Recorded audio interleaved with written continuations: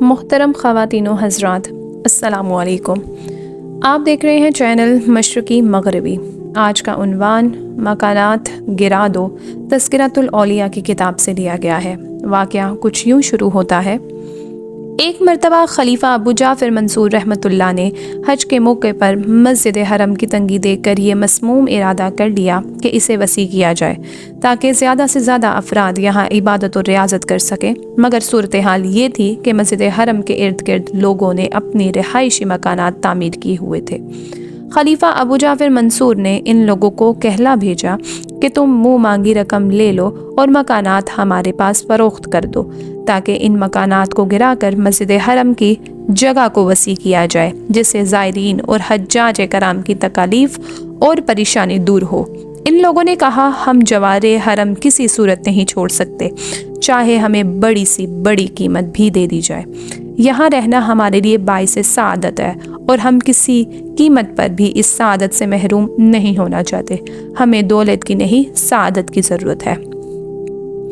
اس صورتحال سے خلیفہ ابو جعفر منصور از حد پریشان ہوا۔ اسے اس مسئلے کا کوئی حل نظر نہیں آ رہا تھا۔ وہ زبردستی بھی نہیں کرنا چاہتا تھا۔ وہ جوار حرم میں رہائش پذیر افراد سے کسی قسم کی زیادتی کا قائل نہیں تھا۔ قدرت خداوندی دیکھیے کہ اس سال حضرت امام ابو حنیفہ رحمۃ اللہ بھی حج کی ادائیگی کے لیے وہاں موجود تھے، مگر کسی کو آپ رحمۃ اللہ کی آمد کا علم نہیں تھا۔ بات چلتے چلتے جب حضرت امام ابو حنیفہ رحمۃ اللہ کے کانوں تک پہنچی تو آپ رحمۃ اللہ فوراً خلیفہ ابو جعفر منصور کے پاس پہنچے اور کہا، مسجد حرم کی وسعت کے لیے قریبی رہائشی مکانات خریدنا کوئی دشوار مسئلہ نہیں، اس کا حل بہت آسان ہے۔ خلیفہ ابو جعفر منصور نے پوچھا، اے ابو حنیفہ رحمۃ اللہ، مجھے فوری بتائیے کہ اس مسئلے کا بحسن و خوبی کیسے حل کیا جا سکتا ہے۔ حضرت امام ابو حنیفہ رحمۃ اللہ نے خلیفہ ابو جعفر منصور سے کہا کہ آپ ان مکانات کے مالک مکان کو بلا کر ان سے محض اتنا دریافت کریں کہ کعبہ تمہارے جوار اور پڑوس میں اترا ہے یا تم اس کے پڑوس میں آ کر آباد ہوئے ہو۔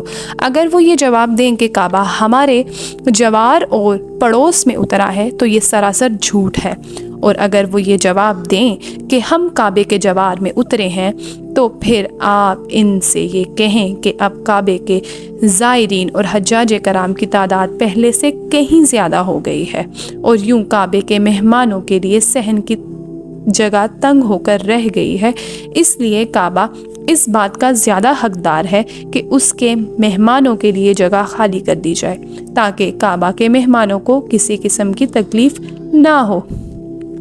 حضرت امام ابو حنیفہ رحمۃ اللہ کے اس صائب مشورہ پر خلیفہ ابو جعفر منصور نے ایک بار پھر قریبی رہائشی مکانات کے مالکان کو اپنے پاس بلایا اور ان سے بالکل وہی بات کہی جو حضرت امام ابو حنیفہ رحمۃ اللہ نے کہی تھی۔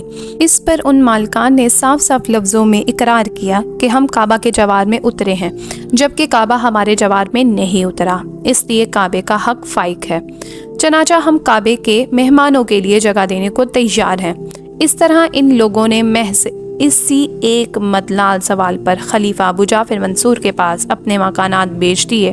چنانچہ خلیفہ ابو جعفر منصور نے ان مکانات کو گرا کر حرم شریف کے صحن کو وسیع کر دیا، اور یہ سب کچھ حضرت امام ابو حنیفہ رحمۃ اللہ کی فہم و فراست اور حسن معاملہ فہمی کی بدولت سر انجام پایا، ورنہ خلیفہ ابو جعفر منصور کو اس مسئلے کے حل کی کوئی صورت نظر نہیں آ رہی تھی۔ شکریہ۔